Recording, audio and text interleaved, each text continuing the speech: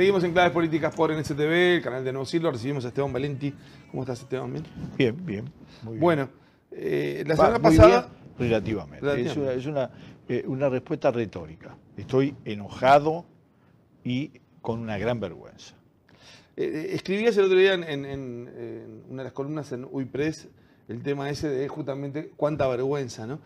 Y mucha gente dice, no, el Frente Amplio ya pagó los costos políticos cuando se supo, cuando salió. Y a veces es difícil evaluar cuál es el daño, cómo se produce, ¿no? Pero ¿cómo ves que se ha seguido procesando este fenómeno de...? Bueno, primer cosa, cuando la política tiene tan poco contacto con la vida común y silvestre de la gente, cosa que a mí me ha pasado, porque en alguna época fui así, empieza a ser deplorable, ¿no? Entonces, ¿cómo se ha procesado? Tomemos noticia de último tiempo, las encuestas. Las encuestas no fueron hechas, fueron hechas antes de que sucedieran los últimos acontecimientos. Tanto el tema de los 9 directivos y gerentes de ANCAP condenados, en primer lugar Sendí, como también todo este escándalo de las tarjetas corporativas. Del Banco República. Exactamente. Por lo tanto, está integrado a una enorme masa de problemas diferentes, donde el efecto no es solo, es en primer lugar sobre el Frente Amplio. ¿Por qué? Porque está en el gobierno. Pero no solo por eso, sino porque además hizo en su historia desde su nacimiento del tema de terminar con las prácticas de corrupción, las prácticas de inmoralidad, las prácticas que no necesita la justicia pronunciarse. Una de sus banderas. No hay acto que uno no recuerde donde esos temas no hayan estado planteados. ¿Por qué? Porque es una de las peores formas de distribuir la riqueza, la corrupción. Sí, claro. Es decir, está bien, yo estoy contra la apropiación en contra de la apropiación de parte de un sector pequeño de la sociedad de la mayoría de la riqueza. Creo que hay que redistribuir mejor, que eso es más justo y además desarrolla a los países. Pero si hay algo que estoy en contra es contra los avivados que se quedan con una parte del dinero público aportado por toda la gente para sus intereses personales. Ahora, Esteban, uno podía pensar, que a la izquierda en el gobierno le podían pasar esos casos, porque le puede pasar a todos. El tema era cómo reaccionar frente a esos casos. Exactamente. Y yo te quiero decir que ese es el problema más grave. Sí te puede pasar, aunque a mí la definición de que el poder siempre corrompe, estoy en contra. Creo que es una manera de justificar a los corruptos. Sí, sí. Ahora, es cierto, te podía pasar, y es cierto que depende de lo que va a pasar. Y yo me pregunto, si uno lee, como yo hice y recomiendo hacer, las 38 carillas del periodo del fiscal, el pronunciamiento fiscal, que además, haciendo una parte, no sé si te diste cuenta que ahora los grandes protagonistas de la política y la vida social uruguaya son los fiscales, ¿no? O ex fiscales. O fiscales renunciados. Sí, fiscales generales. No es casual, no es un dato casual. En este país antes no los conocía nadie, ahora son figuras de primer plano. Entonces, si alguien lee eso tiene dos elementos centrales, una descripción de hechos y una interpretación legal de los hechos que termina en la imputación. Esta parte la interpretación la hace el fiscal, pero esta parte es descriptiva. Es descriptiva y está aceptada por las partes. La defensa, en ningún caso, la defensa de los imputados, cuestionó lo que está ahí planteado. Lo que cuestiona es la interpretación. Ahora yo digo, esa interpretación, ¿qué es lo que señala? La descripción. Esa descripción, tenés razón. ¿Qué es lo que señala? Un desorden de gestión, administrativo, de moral, de ética, de confusión, tan evidente, tan dramático, que no es cuestionado. Entonces, la corrupción es cuánta plata. Sí, claro, cuando uno habla de cientos de millones o habla en un solo caso de una empresa como Trafigura, que es un horror de empresa, no es porque las otras grandes traders de petróleo sean mucho mejores, pero Trafigura sigue siendo el principal vendedor de crudo y de derivados del Uruguay. Esa empresa que gana 200 millones cuando nosotros ganamos 5 en ANCAP, y esos 200 millones no se podían haber hecho de ninguna manera si no hubiera intervenido ANCAP, porque el que permitió a Petroecuador hacer el negocio, para tomar un solo ejemplo. Pero, ¿es eso solo o hay otra cosa? A ver, ¿es solo, tenemos que reflexionar sobre los temas puntuales?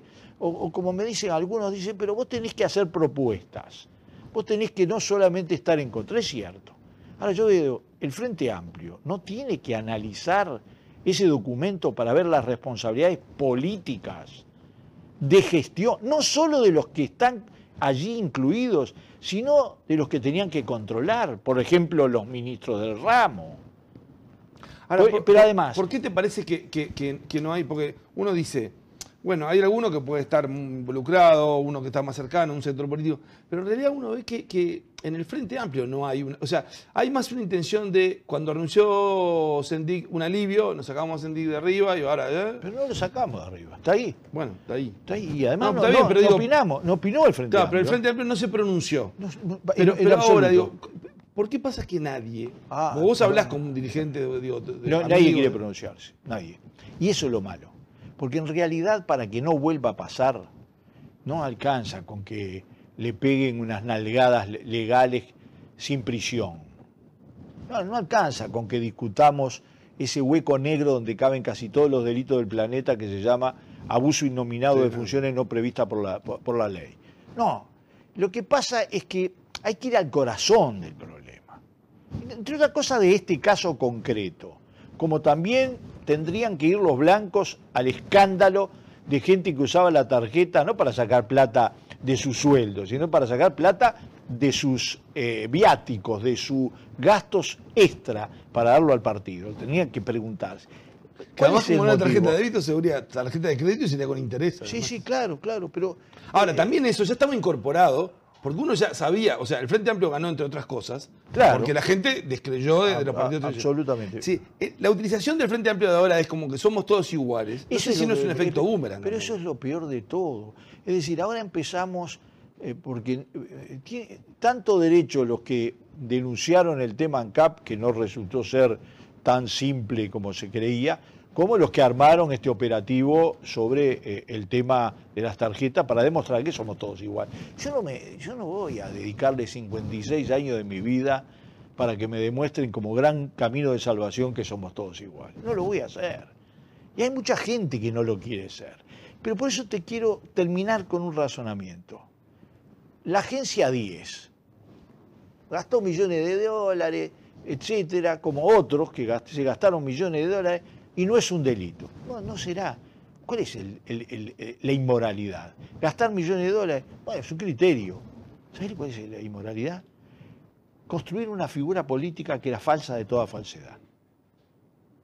Esa era la gran inmoralidad. Sí, ahí hay otra cosa. En ese capítulo el fiscal es como que gastaron mucho, pero no hay delito. O sea, lo de Radio Quebracho es un tema de que no fue publicidad, fue una donación para que hicieron campaña electoral. Pero ¿querés que te diga todo eso? 5 millones. Ahora, en eso este no caso, lo tiene que hacer el fiscal. El razonamiento lo tiene que hacer la fuerza política, lo tenemos que hacer los políticos. Pero la investigación no aportó mucho. O sea, hubo más de las investigaciones previas que hizo la oposición o algunos periodistas que se tomaron el trabajo, que no hay muchas novedades, sobre todo el tema No hay, pero ¿sabes qué pasa? Yo no me voy a concentrar en investigación. Ahora vos decís, no hay una reacción política frente a eso. Disculpa, yo me leo 38 páginas, de las cuales 30 son descriptivas, y me da un panorama tan desolador, tan avergonzador, tan calentador, que me cuesta razonar, y tengo que razonar, porque ¿qué pasa? Si no razonamos, nos conformamos que en realidad esto termina cuando salga la sentencia. ¿Cómo? ¿Cómo termina cuando salga la sentencia? Nosotros, la izquierda, vamos a judicializar la política al punto de que yo tengo que esperar que la jueza decida cómo valorar yo una gestión donde cada descripción es un horror atrás de otro. Un horror. Pero además, ¿cuál es el horror más grande? Nadie se preguntó cómo una persona que no tenía ninguna trayectoria política, ninguna experiencia en esas cosas, llegó a ser vicepresidente de los orientales como candidato del Frente Amplio y elegido por el Frente Amplio. ¿Por qué? Porque nos compramos un tranvía. Me lo compré yo. Me lo compré yo. Yo hice campaña por esa fórmula. Y ese tranvía era un tranvía que se vendió no solo con su obra, sino también con una promoción especial de su obra, como la gestión progresista por excelencia, la construcción de empresas en todos lados, y además un mensaje que es el peor mensaje, es la peor corrupción venezolana. ¿Cuál es? Voy a compararlo con los cubanos. Los cubanos en su época exportaban armas y guerrilla, y era un horror. Yo la compré, ¿tá? Pero estos exportaron corrupción y plata. ¿O no es eso? O en todos los países la imagen que se transmitía es que la plata era una gran fuerza revolucionaria del socialismo del siglo XXI. En Venezuela fracasó de manera estrepitosa y total, porque así es esa ideología de la plata petrolera que lo puede todo, pero también, a ver, en todos los países... Bueno, en Ecuador los están viendo ahora. Pero, a ver, en todos los países, lo vendieron como ideología en todos los países. Porque por lo menos lo de la guerrilla era un horror, porque fue un grave error. Me recuerdo a Arismendi no parándose en el... es uno de los, en el acto Olas. Sí, es uno de los gestos que yo recuerdo con más cariño y más respeto. Ahí las masas convocadas a la insurrección y el flaco se quedó sentado, ¿no? Pero te quiero decir, por lo menos transmitían mística, peligro, jugarse la vida, se la jugaron. Esto no, esto ¿qué te jugás el bolsillo? A favor tuyo. Es eso, la izquierda. ¿Qué hay peor que perder? Dejar de ser. ¿Qué hay peor que esto? Ahora vamos a analizar las encuestas. Las encuestas reflejan lo que pasa en la sociedad, lo que te pasa a vos y a mí, que hablas con decenas de personas y no saben ni que van a votar ni le importa un rábano. Y eso es un retroceso civilizatorio en el Uruguay. Y es un peligro para la democracia ese fenómeno antipolítico que empieza a generar. Absolutamente. Muchas veces alimentado por él esa cosa de son todo lo mismo. ¿No? Que los bancos estén en primer lugar y los políticos y los sindicalistas en el último. ¿Quién se puede sentir contento? Sí, no, es algo que en Uruguay jamás podías pensar. Pero además las cifras que se manejan por las consultoras. Está explicación de siempre. No, se equivocan. Sí, se equivocan, pero te quiero decir, cuando dos consultoras, no, todas, dan un espacio de gente que está rechazando la política, etcétera, hay que seguirlo. Pero no solo por el problema de ganar o perder. Es un problema de civilización, de democracia. En Estados Unidos, el triunfo de Trump es un retroceso civilizatorio que no hay en un país que acabo de ver la película... Que fue subestimado. Post. Sí, totalmente, pero yo acabo de ver la película Post. Bueno, también eso de Estados Unidos. Una mujer muy rica, dueña del Washington Post, que se la juega. Y es cierto. No hay que simplificar. ¿No? Es decir, alcanza con pegarle al bulto para pegarle. Sí. Pero te quiero decir... Del mismo país tenés esos ejemplos. Vamos a hacer una pausa. ¿Cómo no? Se viene... El Frente Amplio empieza a preparar un programa de gobierno, ¿no? Y es esa situación en la cual es... hoy, en la franja de centro-izquierda, está teniendo una debilidad. La mayoría de los grupos quieren ir más izquierda. ¿Cómo se relaciona ¿Qué eso? es más izquierda? Primer pregunta. ¿Qué es más izquierda? Bueno, vamos a hacer una pausa y seguimos con Esteban Valenti aquí en Claves Políticas por NSTV, el canal de No Sirve. Ya volvemos.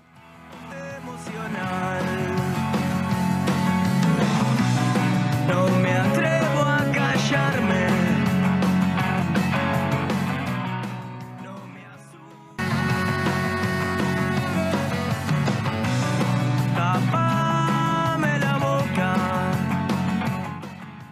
Seguimos en Claves Políticas por NSTV, el canal de No Sirve. Estamos con Esteban Valenti. Yo te decía, vamos camino a un congreso del Frente Amplio hacia fin de año, donde va a elegir candidatos presidenciales, donde va a definir su programa de gobierno.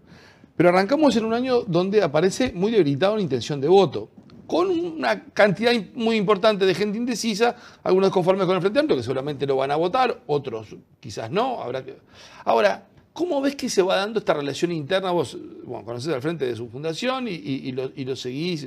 ¿Cómo ves ahora, es decir, un programa de gobierno para qué? O sea, la gestión está siendo mal evaluada.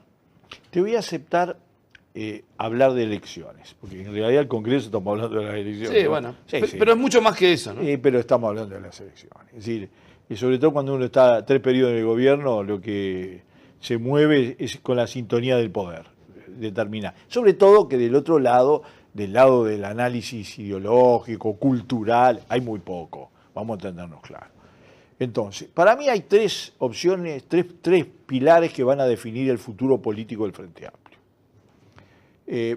No si se coloca en el centro, en el medio, en el costado, porque esto no es una batalla topográfica, ¿eh? La vida lo demostró. Esto es una gran batalla política, ideológica, cultural. Así, cuando el Frente la encaró así, y me acuerdo bien el 89, tú te acordás, Sí. porque tu libro está muy bien en eso. A ver, era la disputa de quién era la alternativa. Muy bien. Entonces, primer cosa, ¿cómo termina este gobierno? Si este gobierno no da señales claras del rumbo, de orientación, que no es solo mantener ciertos equilibrios, sino además... La imagen que hay en la misma encuesta que veo Sí, ahí, que tenemos acá. sobre las perspectivas económicas, no están basadas en los hechos reales, ¿eh?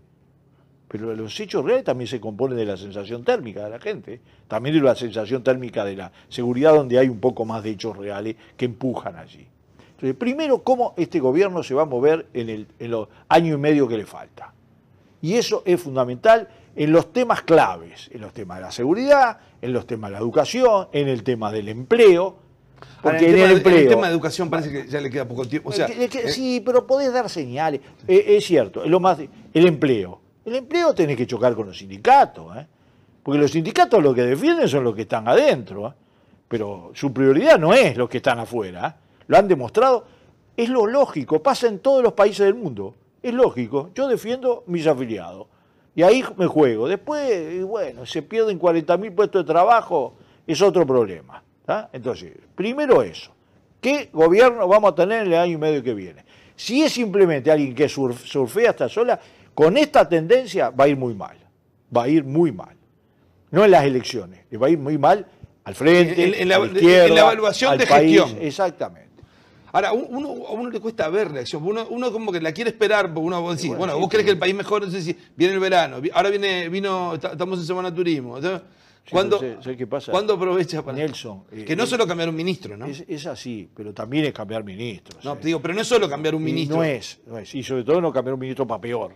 Sí, ¿Está? sí, Bueno. pero también pasa porque haya... Bueno, entonces, yo te digo, esto es inexorable. No hay forma de sobrepasar este problema. La acción del gobierno, la presentación, la capacidad de diálogo con la sociedad, que no son los consejos esos de ministros en el interior, no dan nada ni han dado nada, porque son ya, a ver, parte de un escenario totalmente asumido sin ninguna novedad. No, la novedad puede ser que asuma más riesgo el presidente de ir y que haya gente que exactamente. El segundo aspecto, y no es fácil, te digo, yo no quisiera estar en el lugar de ellos, sí. Te lo digo. Segundo aspecto, lo cierto es que los grandes gestores de la política de este gobierno, los puntos clave, están todos bajísimos. Está bajo el presidente, está bajo el ministro que fue un pilar en 13 años, que es Astori, muy bajo, lo tenemos ahí los datos. Sí. Está bajísimo el ministro del Interior, que supuestamente no es el ministro de la Policía, es el ministro político, y está bajo todo el tema de educación, etcétera, ¿no? Digo, es una evaluación. Sí, muy... Danilo Astori, para ver, que es una figura, es decir, fundamental. Consular. Para que el frente llegara al gobierno y para que se mantuviera, tiene 24% de simpatía y 58% de antipatía. Bueno. ¿No? Más allá de lo relativo que puede ser una encuesta, es muy fuerte el resultado. Bueno, entonces, primer cosa es el gobierno. En segundo lugar, es la fuerza política, pero con 2 piernas. La primera, el programa. Es decir, si el programa es una declamación de buenas intenciones, después de 13 años de gobernar, o es un intento de fuga hacia algún lado, la va a pagar el Frente Amplio terriblemente. No por el centro, no el centro, es porque la gente sabe bien y aprendió bien, y en este país la gente es muy politizada. No es lo mismo que dé 40% de no sabe, no contesta y voto en blanco y anulado en un país donde no hay partidos políticos, claro, como en Perú, como en la Argentina, como en Brasil, que cambian todos los días, que como en Uruguay. ¿tá? Entonces, el segundo tema es el programa. Y el programa tiene a su vez dos aspectos. Está bien, los temas tradicionales. Pero la izquierda se va a meter a discutir los nuevos fenómenos que están transformando el mundo. Esto que pasó con Facebook, ¿qué es? ¿Una casualidad? ¿O es en realidad una civilización donde la información y los seres humanos nos hemos transformado en el principal producto? ¿Y lo va a discutir, no? ¿O no lo va a discutir? Porque tiene que ver con la calidad de vida de la gente. A mí, que me afecte mi individualidad, mi identidad y mi libertad, a mí me preocupa. Porque después tiene que ver hasta con la capacidad de generar seres humanos programados. Sí, sí. Otra que robotización. Sí, sí, sí. Si no transformarnos a nosotros en robots. Entonces, ese es el segundo aspecto del programa. Pero hay un tercer aspecto que en el Uruguay también hay que considerar, que es la candidatura. Es decir, la candidatura resume todo en el Uruguay. Entonces, ahora, ahí me parece que el Frente Amplio llega con, o sea, en un momento de entrevero grande, llega con una figura que es difícil que en otro partido pueda tener un candidato con la experiencia, con la trayectoria política de combinar legislativo, ejecutivo, haber tenido votos, haber tenido... ¿Quién? Martínez. Bueno, a ver, sí, puede ser, pero yo te quiero decir que si las encuestas las comparás, cuál era el nivel de apoyo de Tabaré Vázquez en el tercer año de gobierno, de Arana en el tercer año de gobierno, no es que estemos para bailar en una pata, no estamos. Y además, a mí me gusta escuchar discursos, además a mí me gusta también analizar trayectorias, porque yo sé qué pasa ahora, hago una cosa muy mala. Yo me imagino a cada uno de los candidatos de cualquier partido el 1 de marzo del 2020 para adelante. Porque sabés que estoy medio harto de buenos candidatos y de malos presidentes de repente. Tengo un amigo que siempre me dice, lo que importa es el 2 de marzo, ¿no? Exactamente. Para mí es el 2 de marzo. Y entonces, yo te digo... ahora vos decías, una cosa es el gobierno, la gestión. Uno no ve fácil de que el gobierno pueda generar, o sea, una cosa puede mejorar, pero el tema es una mejora sustancial. No, vos te equivocás en una cosa, Nelson, disculpame. No es solo el gobierno nacional, es el departamental también, No, yo decía, al primer punto, limpiar Montevideo. A ver, vos tenés que tener en cuenta que yo me voy a presentar viniendo de la gestión de una ciudad. Me tiene que haber ido bien. Sí, está bien. Pero no ha ido bien en cualquier cosa. Tiene que haber realmente un impacto. Porque yo soy el que va a completar los 30 años de gobierno. Y yo, si voy al Cerro, un lugar donde nosotros votamos el 63%, yo me pregunto por qué es una zona en decadencia total. Eso es culpa de la Intendencia y es culpa del gobierno nacional. Y vos decís, ¿qué tiene que hacer? En un año y medio hay muchas cosas para hacer. No, está bien. Yo te digo, a nivel de gobierno nacional, seguridad y economía, uno lo ve que hay una falta de capacidad de respuesta rápida. Y de imaginación. Ahora, ¿sabes? En gobierno, ahí hay que ver con una comisión comandada por Ehrlich qué empuje innovador puede tener. Pero de imaginación también en la acción del gobierno. Está bien. Ahora, cuando decís de candidatura, uno ve que, no sé, yo hablo con mucha gente del Frente, uno ve que en las encuestas aparece Martínez como una figura de recambio, o sea, el Frente encuentra una figura importante, pero es como que tiene mucha resistencia y que todos quieren proponer un candidato distinto. ¿Qué ves ahí que puede pasar? Y que está en discusión el tema. El problema es qué mensaje transmiten las candidaturas. En el Uruguay, así como bajó la capacidad de análisis programático, de debate cultural, a ver, vos sos joven, más joven que yo me acuerdo de algunos de los debates políticos. Sí.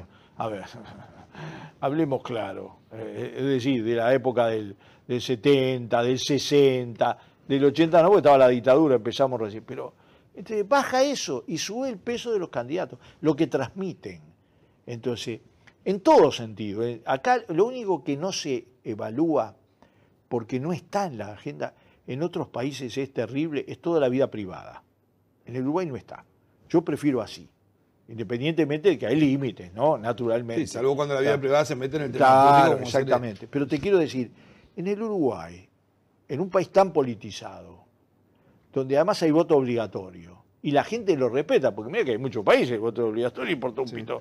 Lo que uno igual está viendo es que hay una tendencia importante y preocupante a lo que puede ser el voto en blanco, el voto antipolítico. Bueno, el voto en blanco no es lo mismo que no ir a votar, ¿eh? No, está bien. Es una señal. A nosotros en las elecciones, cuando en las municipales nos dieron un palo de novela. Pero eso fue en el 2010 para dar una señal, como en el 82 una señal de que había un partido proscripto, ¿no? Y bueno, yo te digo que estamos...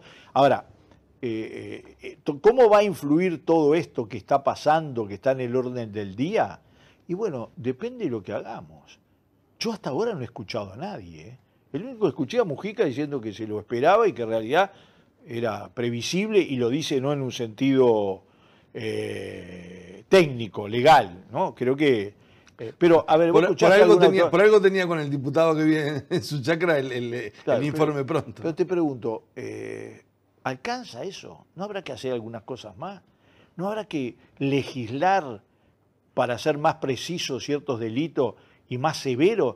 Porque está asociado el tema de la seguridad. ¿Por qué? El pescado siempre se pudre por la cabeza.